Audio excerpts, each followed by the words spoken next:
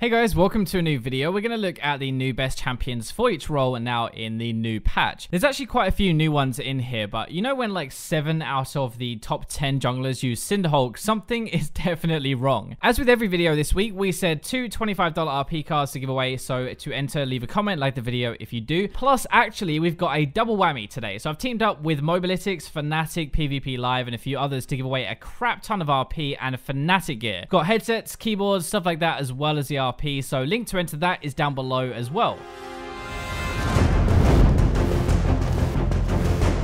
Now we're going to get into the actual video. So timestamps, analyst is going to be in the description. Let's jump into the jungle first of all. Now obviously you've got like your Lee Sins, your Kha'Zix, your Elise and stuff like that, your Gragas I guess, but those have taken kind of a beating in the current meta. They're good, but others can kind of outshine them. This number 1 and 2 as well I think is swapped for lower ranks, but leaping his way in here is going to be Warwick. Cinderhulk got buffed, carry junglers nerfed. That's kind of the perfect scenario for Warwick, honestly. He does like really well now versus Lee Sin and Master Yi and Zac. One of the reasons is he works in a really similar way to these carry ones. Even though he's a tank, it means if you're good at Lee Sin or Elise and stuff, you should be good at Warwick as well. His best early game, he's really good ganking, dueling, like using his sustain, his fear, and his engage and stuff. His late game isn't that good. His early game though, and the meta is all that matters. Like he's really good before like 4 items. Overall, he is kind of the meta counter in a way. I think he's really good versus other damage champions because he's naturally way tankier than they are, even though he outputs some good damage still. He's also very easy to win with. At lower ranks though, for number 2, Zac is actually better than Warwick apparently, but the hotfix really didn't do anything. He's got one of the highest assist counts on average per game, plus the lowest deaths as well, so it means he ganks a ton, but he doesn't die. I think he's way too hard to kill. Warmog's Locket Gargoyle Stone Play is insane on him. That makes it even worse, but it's just like long range engage with his E. Even if someone wards, right, it doesn't mean anything. Plus, you don't even have to hit that anymore. Just get in range of your Q and knock them backwards. The Cinderhulk buffs made him even better than he was, and he shines in this meta of team fights and mid game, but overall, you've got like a tank jungler who does damage but can gank like a mofo. It makes him so dangerous to play against, and he carries like a beast. That is why he's banned all the time. That kind of leads on to my one to watch. Like, it's going to be Sejuani, so just another version of Zac, but a bit harder to play. I think there's more to it, but in a nutshell, that is how it works. One of the biggest differences is she is not banned all the time, so you might actually get to play her. Plus, she does way more damage than Zac, I think. And a quick note before we move on from the jungle of Master Yi. For gold and below, he's actually very underrated. He can get through tanks and carries these games that are going later now, so he's even better than before. I would actually keep an eye on him. So moving on to AD carry. Now, first of all, Twitch. I don't really think I need to talk about Twitch again. Like, nothing has changed. He's still a beast. Games go later. He's awesome late game. That's why he's at the top. For number 1, we're going to have Caitlyn, who's another similar one, but she's also really good early game, and that's kind of a brutal combo. You've got like a high range lane bully who then takes that lead and uses it to carry later. Like, that's the issue, and ever since the Doran Shield nerf as well, she's actually even better. I don't know about you guys, but it seems like with the Shiv and Infinity Edge, once she gets those two together, it's just such a massive spike now. It makes her mid-game really good. That used to be one of the things with Caitlyn, right? Where she powered up mid-game. She was good early, weak kind of mid-game and punished a bit, but good later again. Now Shiv gives her that added bit of damage she needs, in my opinion. With number 2, we're going to look at gold and below and Jinx, actually. This is kind of an interesting one. People have asked me to gear these videos to lower brackets a bit more, so this is my attempt at making them just overall more useful. Jinx is not amazing at platinum above, okay? But gold and below, she's actually really good right now. She's an easier version of Caitlyn. I think all you have to do in team fights is right-click in rocket form, and you're legit good to go. You can do more, but that's all you have to do. You have this like late game scaling AD, right, who is easy to play late and actually carry with as well, which is perfect for people still learning the role or wanting to have more impact later in team fights, or just don't have like very good teammates around them to protect them. My number 2 for high elo though, and my one to watch in general actually, is going to be Tristana, who had quite a big jump up this patch in play rate, which is probably because of the LCS, let's be honest. One of the biggest things though is she's pretty good versus the 4 big boys, Caitlyn, Twitch, Lucian, and Jhin. That is why she's here. She's just like a super safe, high damage champion, which is such a dangerous combo. Like, she dies less than almost every other AD in games. She has the jump, the knockback, the range as well. The build at the moment, at least, is Warlords, Rapid Fire Cannon, and Shiv, which together is an awesome combo that spikes massively mid-game. It kind of carries your damage mid-game until your auto crits take over. I think we've kind of got a meta counter champion in a way, like a soft counter at least. She's decent versus these big boys. Like, she's decent early. The Shiv is going to help help a decent amount mid game, and then a really good late game. Mid hasn't actually changed a whole amount this patch, but there's still some cool shifts, I think. Malzahar is going to be my number one, and he's just really, really easy to play now that his ultimate beam does damage. Like, even when you mess up and just press R, nothing else, it doesn't even matter. You have a point and click crowd control, which is just a broken idea in general, I think. Like, it shuts down Kassadin, Zed, LeBlanc, Yasuo. How do you outplay, or do you get close to something like that when they just need to press R? I think that's what it comes down to. Like, he's very good against popular playmaking champions, and these champions are always popular because they are like flashy. I guess it's like semi-assassins, right? He can lock them down and your team can follow up afterwards. I don't really think the strength of Malzahar is just in the champion. I think it's with his team. Like, that is why his win rate is highest at 30 plus minutes into a game. He wants to lock that target down and then have some follow-up. So for number two, I'm going to do low and high low again. So gold and below, I'm going to look at Ziggs, and he's also kind of my one to watch out for, I guess. This is kind of a surprise for me, like the Jinx, but Ziggs is a beast in gold and below at the moment, like a proper beast. What I didn't realize was even at higher ranks, actually, he snowballs like a monster if he gets ahead. His poke is really high damage, right? He can knock down towers like they are nothing with his satchel. Imagine that with Rift Herald. Like, that is insane. You've got like a lot of damage in a tiny package that is designed to snowball a game out of control. You get towers, you zone people away from objectives, and you even have some cross-map impact. What I don't get though is if you have over 50 games played with Ziggs, your win rate jumps up to over 56%. That is actually really high for a champion, by the way. I don't think I've ever seen a jump so high, but apparently if you're good at him, he is really good this patch. The high-low one is going to be Orianna, the good old like staple mid, I guess. I think she's the most popular mid lane at the moment, but still awesome. She's very deadly early, which people just don't really think about. Like, they underestimate it at least. You have a decent lane phase, you have good trading, long range harass, and kill potential as well. There's a lot more you can do to solo carry with Ori than you probably think, and that is what nets her the number 2 spot for higher ranks especially. You've also got to remember though, while it is really cool that you can solo carry, she is kind of a supporty type mage as well. That means she's even better when you have a good AD carry or top lane, and maybe a good jungler as well if it's carry one to play alongside, even though you can still carry yourself, of course. The one to watch out for me is going to be Corki, so sprung up after the buffs and LCS play, of course, but against mages, he definitely does pretty well. His item spikes are great. There's a big one after Trinity Force, a big one after Shiv, and another big one after Infinity Edge. What that means is you have like a steady increase of more power, and a very high impact in fights, especially mid-game. Actually, a good thing as well is people are often dumb and build armor because he's kind of like an AD carry, even though most of his damage is magic, so it definitely helps. Right, for top lane, we have number 1, higher ranks Riven. Most popular champion at high ranks, I think, and it comes down majorly to like skill more than anything else. Sometimes you get bent over for sure, but most of the time it comes down to how well you play stuff. Like, there's nothing more frustrating than the 0-3 Riven kicking your ass, but that kind of sums it up. She's one of those champions that does well early, but then also has a really good team fight or like a later game phase anyway, so you've kind of got nothing to worry about. Overall, it comes down to how good you are with Riven. You can't really face roll as much as other champions, but in this meta, she has a pretty decent chance to carry games, I think. For lower ranks though, my number 1 is going to be Fiora, who is like Riven, but easier. That is legit how I am going to phrase it. Like, once you get to gold and below that, like, Riven's win rate starts to drop while Fiora's actually rises up. And I honestly think it's because you don't have to be as good at the game or the champion to win more with Fiora. She can beast lanes pretty hard. She can win them if she's good. Like, she's a good team fighter, a good split pusher late game, but it's not that hard to do either of those. Try Trinity Force as well, as we talked about in yesterday's video. I think honestly it's so good with the new build on her, but even without that, decent-ish early, you can outplay a lot of matchups and you become a beast later. Now, number 2 for both of these though is Jarvan. I hate playing against Jarvan top because he is entirely designed to crap on the AD carry or mid laner. He gets Black Cleaver and Titanic, which is a lot of damage anyway, then Gargoyle Stoneplate, which doubles the health pool, and suddenly he hits like a truck, but he doesn't die either. Jarvan is really good versus slightly weaker laners, but as soon as you get to the lead or like you get into team fights, you really shine. That's kind of what this pick is all about. Like, win rate is really good at the moment though. A good way to sum it up is you're a bruiser leaning more towards tank than damage, I guess, than other champions, but you still pack a giant punch in fights, and people will find it hard to play and survive against you, which is really good for solo queue. My one to watch out for is going to be Maokai for top lane, and after the recent changes, he's actually creeping back up slowly, but this patch, like, his win rate in every elo is nearing the top ones. Basically, he's like a super tank with loads of crowd control packed in his kit. You are an amazing team fighter and a jungler's wet dream to gank for because of how many ways you can lock them down. Now, support is last because not much has changed. Even though we've seen a shift in the meta a bit more, the same two are at the top in my opinion. Thresh is going to be number 1. This patch especially, Face of the Mountain, by the way, into Locket is an awesome combo that most people are abusing. Normally they add in a redemption afterwards, which has a bit more health, and Knight's Vow as well, which even more health. It's pretty funny how supports are getting more item reliant now. Like, for an old timer like me, I guess, it's pretty cool, but it's so strange when they're used to having like no gold and no items. Normally I don't like putting Thresh Thresh in tier list either because it depends entirely on how good you are with him, but honestly, now that doesn't matter. He is so good at the moment that you can be a complete monkey and still be useful. I'm not even kidding, like it's pretty dumb, but that is how it is. A lot of it comes down to how he can go aggressive and make plays, but also save people and protect his team. He does both of those super well. I think he's one of the best ranged playmaking supports at the moment. He can catch people left, right, and center with his hook. He sets stuff up, but he also keeps his AD alive at the same time. One of the important things to note though is he's very good at punishing mage supports as well in the lane phase and getting a lead out of that. So that is definitely why he's number one. Now number two is going to be Janna. I hate Janna, but when I made this video, I was like, sure, Janna makes sense for higher ranks, right? But I bet there's something better for lower ranks. It turns out I was wrong, and actually, if anything, Janna might become the best, the number one support above Thresh if you get to gold and below. My thinking was like, you might have more dumb teammates to protect, and if they aren't very good, there's no real point keeping them alive, right? Actually, it's like you have dumb teammates, so you need to protect them. Like if you can keep them alive when they do stupid stuff, then they will still kill things, and that is worth more. In brackets where players make more mistakes and get caught more, there really isn't anybody better at protecting them, pushing enemies away, disengaging than Janna. That's kind of what it comes down to. Engage is everywhere at the moment with teamfights and stuff, but Janna doesn't just shield like a Karma or a Lulu. She actually disengages fights. She puts space between your team and theirs to keep people alive. That is the important difference. Now, I want to watch out for support is going to be Braum, and it's partly this Locket and Face of the Mountain combo, but partly the AD carry meta as well. This is my AD bias showing through, but Braum is really good with Jinx and Tristana. The stun is really good, plus the shield, like you can combo them pretty well. So if these two champions are going to become better and more meta especially, Braum naturally just gets better as well, if that makes sense. Anyway, I hope you guys enjoyed this video. Remember to enter both of the giveaways. Let me know what you thought down below. Thank you for watching, but for now, I'll leave you with the robots.